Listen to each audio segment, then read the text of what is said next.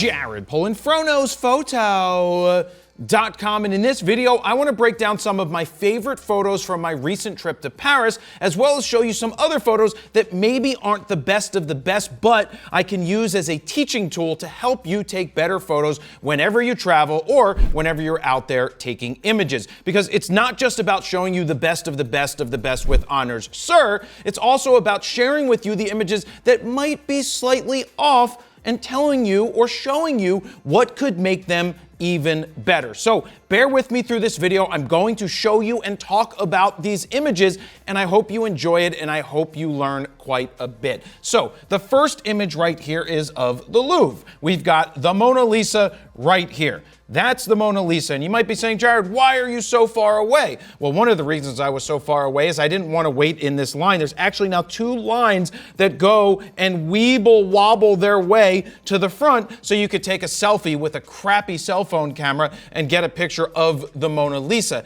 And my focus here was trying to not get just a tight picture of the Mona Lisa. When I was there in 2018, I got some other interesting images, even one that was similar to this. It's popped up on the screen right now, but that was 2019 and some things have changed. Now, before I go into the image too far, I did use the Canon R8. This video isn't about saying that you need this camera or that camera. It's what you do with the camera and the lenses that you take. I took the Canon R8 and I took the Canon 28-70 f2, and the only other lens I took with me was the 14-35 f4 RF in case I decided to vlog. I didn't vlog, and I just used the 28-70 f2 as my everything lens when I traveled, and I did it all with the R8, which just came out from Canon. So, what do I like about this image? Well, first and foremost, let's look up at the top here. I love how perfect, and I mean perfect, my lines are in this one. Now, this isn't the only picture I took there. I got some images that just, the lines might have been off, but let me tell you how I took this. I took it by holding the R8 over my head. I did not tilt the screen out, because if you flip the screen out, I absolutely hate the way that Canon does it. It's off to the side and it still has a slight angle. It doesn't get flush with the back of the camera, and that means it's very difficult to get your lines straight. I held it over my head with the screen flush to the back and just did my best to look and get the lines as straight as possible when shooting, and somehow, some way, this picture ended up being I cannot tell you how perfect these lines are at the top. To be able to do this even left to right is insane. Let's put up the grid. How good, oh, Jesus, she's basically right in the middle. I'm a big stickler for getting my line straight, and I have to say this image, insanely unbelievable in terms of straightness. Now, ideally, I would have liked to have gone with a much slower shutter speed. If I went with a slower shutter speed, I would have done this as like a 30-second shutter speed, to be honest with you. If I could have had a tripod set up and had the camera up top and stable, 30 seconds would be great, because all of these people would blur as they go through the line, even if I could do it longer. Now, there might be some shake there from the ground, from people walking, but I think that would have been a good opportunity, a good thing to try. Now, you can't set up a tripod there, but I'm really happy with the way that this image turned out from left to right. Now, one of my most favorite images from the entire time in Paris is this one with the 28-70 f2. Well, it's all with the 28-70 f2. This is the Eiffel Tower. I shot this one at 1/1000th of a second at f2 at base ISO of 100. I'm at 28 millimeters. So how this image happened is I was walking from one of the side streets and I was like, stop, to my buddy Troy. And I was like, look up. I was just walking and I saw the way that the Eiffel Tower was being framed by the branches. Now, I know I'm not the first to get something similar to this. I'm not going to be the last person to take a photo of the Eiffel Tower like this. This is just the first time I took a picture like this that I absolutely really liked. But I stopped Troy in his tracks and I was like, do you see what I see? And he's like, no. But anyway, I'm like, this is how it happens. You look up and you see the way that the Eiffel Tower is being framed here by the branches. It just works. And I did shoot it at f2. I wasn't worried about things going out of focus. I just wanted whatever separation and isolation that I could have gotten, and that's what I ended up with here. And I just love that I don't have any of the construction that's down below. There's no tourists, even though there's a lot of tourists there. It just comes across as a peaceful moment of just me, the Eiffel Tower, these trees, and the camera. And I love the way the edit turned out. Let me show you what it was before. This is the before. I chose to go with the black and white because I just think it looks more classic. And with what Lightroom lets you do now with selecting the sky, it's pretty insane. I did go in here and select the sky. I didn't want to go terribly too far with my edit. I didn't want to be like, oh, this should be the exposure, or it should be like this. I didn't want it to look fake. Fake is the enemy of photography. If you take it too far over the top, your image just looks terrible, and people are gonna be like, that just looks fake. Try not to go too far over the top with these edits, but I'm really happy with how this image turned out, and that's why I started making prints off the Canon Pro 1000 and offering them for sale over here at jaredpolin.com/store. People ask me to purchase them. They're right here in limited edition, 17 by 22, signed and numbered out of 50 for 150 bucks. You can go in here and you can get a signed limited edition one for 2023. And if you want the original, I call it the original, the one of 50 is going to be signed, numbered, framed with museum glass, looks beautiful, 2,500 bucks if you want it. If you don't, it's going to hang on my wall forever because, you know, that could happen. So anyway, go to jaredpolin.com/store if you want to pick that up. Now, how many times have you heard me say, if you're in Paris at the Eiffel Tower, but you can't tell that you're in Paris at the Eiffel Tower when you're doing a portrait, what was the point of being in Paris at the Eiffel Tower to do that? Because you shot it too tight. Now, let me show you exactly what I'm talking about. Here is my friend Troy. Troy is in Paris at the Eiffel Tower. But Troy, you can't tell that he's in Paris at the Eiffel Tower unless you know that this thing sticking out of the top of his head is the Eiffel Tower. Now, these next two images, they're just for educational purposes. I was like, Troy, we're here. I'm going to do this video. And the whole point is to say, if you're somewhere and you can't tell that you're in that place and that place has some importance or value to the image, and all you do is take a super tight headshot, you ruined it. Because you don't need to go to Paris to do a shot like this. This isn't a good photo, but I wanted to explain it to you. And the next one is not really a good photo. Sure, it's Troy in front of the Eiffel Tower, but it's like cheesy. He's in front of the Eiffel Tower. This is just terrible because, well, he's in front of the Eiffel Tower, but you can't tell that you're in Paris at the Eiffel Tower. But then, let's see what kind of images we can create with Troy at the Eiffel Tower. Now, the Eiffel Tower's in the distance here, but it's still there even at f2, right? So that looks fine. Then we've got full body here at f2, and he's just drinking. And yes, I use presets from FroPack 1, 2, and 3 on these. I'm not gonna plug it. You know where to go for that if you want to get it. But let's continue on. I was like, let's go across the street. Let's get a little closer. I fill the frame with Troy. We're at f2 again. Are we getting to the point where the Eiffel Tower is too far out of focus? Is an interesting question, because if it's completely out of focus, like we shoot it at 1.2 with a 85 1.2 or a 50 1.2, and it totally dissipates. Like I've seen it with, say, the Empire State Building in the background when people are trying to do engagement portraits there, and you can't tell that you're at the Empire State Building in the background. So what's the point? Right? That's what I'm trying to get at. So I do like this image. I like that the flag, you can see the France flag, the red, white, and blue of their flag over there in the background. But I sort of liked this one in black and white. I just like the feel of it. Now, mind you, I went to f5.6 now to give myself a little bit more leeway. So we go from something like this with the Eiffel Tower basically out of focus completely to this where it's a little bit more in focus. So there was also the color version of this where you could see the flag in the bottom. I do like the color, but I also like the classicness of the black and white. Which do you guys think? Let me know down below. This is kind of a toss-up. I could go either way with this, but now you get what I'm saying with if you're in Paris at the Eiffel Tower and all you do is a tight portrait and a headshot and you can't tell you're there, this is what I'm talking about. Try to incorporate it into your image where it's still there, but it's not unrecognizable completely. Now, this was near the time where I took that favorite one that I did. I liked this in color. Now, it was an overcast day. It's not the greatest day for photos, and it just wasn't a bright blue sky, which is fine. And here I'm at f2. I kind of like the color more than I like the black and white because we get the color of the Eiffel Tower, whatever it's made out of. I don't know what metal it's made out of, but I liked it. It kind of matches Troy's skin tone. And this gave me one of those U2 feels, like Bono standing somewhere and you're getting a photo there, and it could be a musician type image. I utilized the Eiffel Tower here in the background because I wanted to show we're in Paris.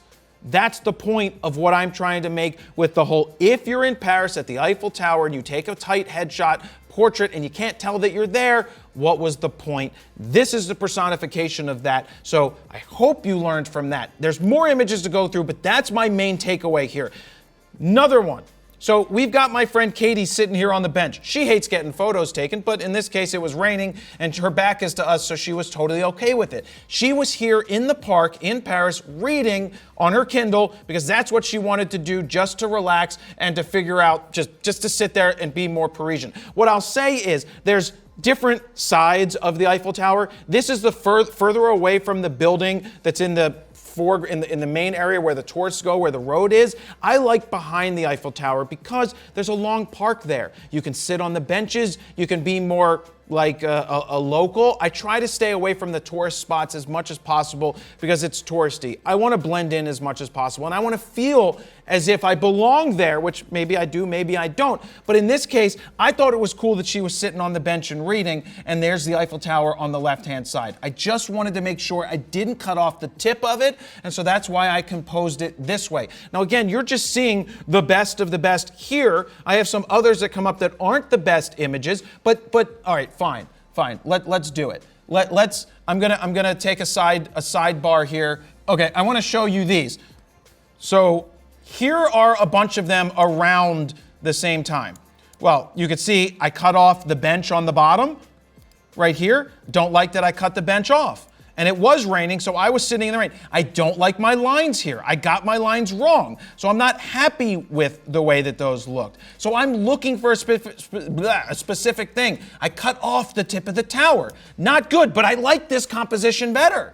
I do, but I can't use it because I cut the tip of the tower off. And I might have not realized that, and then when I did, I was like, well, I can't do that, so let me just keep going and see how I get that composition. I also didn't want her directly in the middle of the frame. I don't like the color as much. I like the black and white to isolate her. And when you do zoom in, you can see the raindrops falling. It wasn't a ton of rain, but that's okay. If it was more rainy, then it would be cool to see all those raindrops falling from the sky. So let me get back down here to the quick collection, and there. So I just showed you differences there, befores and afters. Now, this was interesting to try and get. This was after the rain. We're walking, and I'm looking for puddles where I see a reflection of the Eiffel Tower. In this case, we've got the reflection of the Eiffel Tower, and we've got these heart balloons that they were selling to tourists. So that's why I tried to get this type of shot. And I'm happy with the way this turned out. Is it the greatest image since sliced bread? The answer to that's no, but I like it. And some other people do, and I like the fact that it's upside down. That's the reflection. That's what it looks like. And I think it will resonate with people as they look and try to figure out what it was. Now, continuing on, I went to a cafe and I was eating outside. I went inside to use the bathroom, as they call it, the toilet, and I saw this gentleman at the bar reading a French newspaper. And I was like, how can he read a French newspaper? It's in French. Terrible joke. Black and white, 28-70. I love the tones and the color and the sharpness out of this. I love the Parisian floor right here. It looks fantastic. So I liked this, and then I continued on to the bathroom, and when I came up the stairs, there was a doggy looking at me. And this isn't the most perfect photo of a dog. Here, I'm gonna show you this. I took a lot of pictures of this dog because I was going for something, right? I was going to try and get well, I like this. This is sharper. I would want a sharp picture, but it's not interesting, right? What makes it interesting are people walking by. And with people walking by, I go with a slower shutter speed, 1/30th of a second, f2, ISO 250. The reason I'm doing that is I want to convey the motion, because if it's just frozen action in time with people walking by, it looks boring. But here we can show the hustle and bustle. And I wanted to get one of the waiters or waitresses going by. In this case, this is not a waiter or a waitress, and I had to wait and I had to try and get better shots. And right here, they came and they were gone. And here it is. Now, this is not perfectly sharp, and I'm not happy about that, and I'll take blame. Well, part of the blame is there's no image stabilization in that lens or no image stabilization in that body. So that leads to some shakeage, right? So that might happen. But what I should have done is left on the 40 frames a second mode and motor drove in this situation for a quick burst. Instead of getting 3 photos, I was probably in low, which was only giving me like 5 or 6 images. But if I did the 40 frames, at a slower shutter speed, there's a possibility that one of those 40 in that 1 second or in that split second is going to end up being where I settled and things are going to be sharp like the dog. So that's a tip here is if you are in hand holding something at slower shutter speeds, the rule of thumb is if you bang out a bunch of shots quickly in a quick burst, I'm not talking about 3, 4, 5 seconds, I'm talking to have a right? A quick burst like that, you're gonna settle in one of those images and you have a better chance of getting it sharper. Of course, having IBIS in the body and IS in the lenses or image stabilization is totally gonna help out the most. But if you don't have it in other situations, just try to do a bunch of quick bursts because that's where you might find a better image. And that's why I like the movement of this garment, because the movement of the garment helps tell the story better. So let me get back down here to the quick collection because there's a couple of more. So now we have this gentleman, he's like this, and I kind of like it with the waiters going by. I'm at a 40th of a second, so there's some blur there. And then I get him without anybody there. I like this image as well, so let me go back to the develop module here. I just like the composition. Nobody is looking at me. This guy's focused on reading about the riots or whatever was going on in Paris, and I love the tones of the black and white, but I still wanted people to walk by. So here we go. Now we have people walking by. We've got a patron walking by out of focus. We've got this waiter going by. And the reason I wanted the waiter blurry is because it shows the hustle and bustle. It shows them moving, but also what they're wearing. Traditional Parisian cafe garb.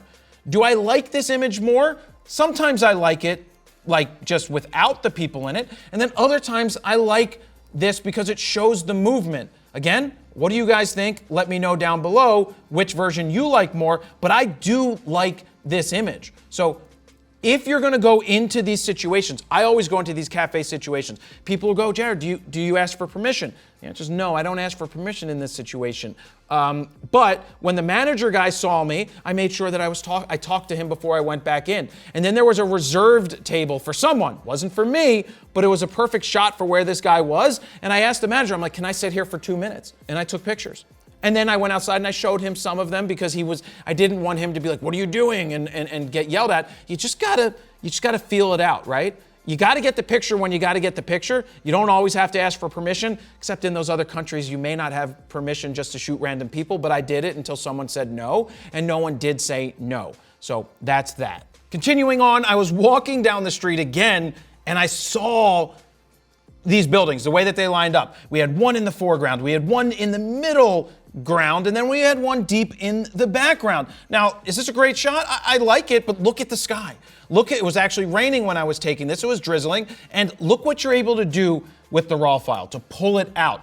And actually, how I edited this, I was, let's see, I think I used Skittles. I started with, there it is, Skittles. So I started with Skittles for color, and then I just made it black and white and made some more tweaks until I liked it. So yeah, you can actually use Skittles for black and whites. I've been using it a lot for it because it looks absolutely incredible here, but I like the shot of Paris. I made sure not to have pedestrians. I made sure not to have street lights. I just wanted the architecture, and that's why I captured this the way that I did. Look, 1/2500th of a second at f2 at 100 ISO is base ISO. Real easy to get your settings. They're right in front of your face with an electronic viewfinder.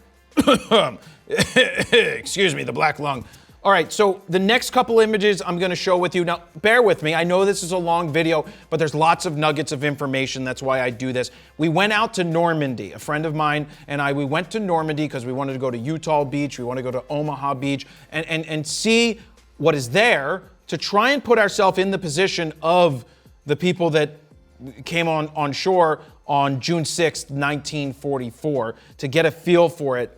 And I'll tell you what I thought when we got there, but one of the first things that we encountered over at Utah Beach was this bunker. There's not a lot of stuff there now. There's craters in the ground from where things exploded, but there's still a bunker, and this is where the Germans would have been looking out into the water to see if there was an invasion to try and protect. Let me show you something here. This is where there were cliffs, right? The soldiers, the US soldiers, had to shoot grappling hooks up onto these ledges and climb up to get to any enemy on the other side. That's the insane part. This isn't a great photo, but I mean, we do have the barbed wire here in the left part. I just wanted to convey what they had to do when they came on shore here on June 6, 1944. They had to come ashore right here with grappling hooks. Is insane. So we have what they saw. I shot this at f2. Doesn't mean it should be at f2. And I'm going to show you here, because this is still at f2, but a little wider. I zoomed in, this was 70. This is, what, 28 millimeters at f2, but then I went to f8, right? I wanted to show you what you could do. Do we lose out? That's the question. Do we lose out on the story by leaving this at f2? Do we gain stuff by going to f8 in this situation? That's a deeper question. Do we gain more by going to f8 and seeing the ocean? Now, if we had thousands of ships in the background from the Allies coming on shore, then yes, you would want to see that. I wasn't there, and honestly, it's a good thing we weren't in a position like this.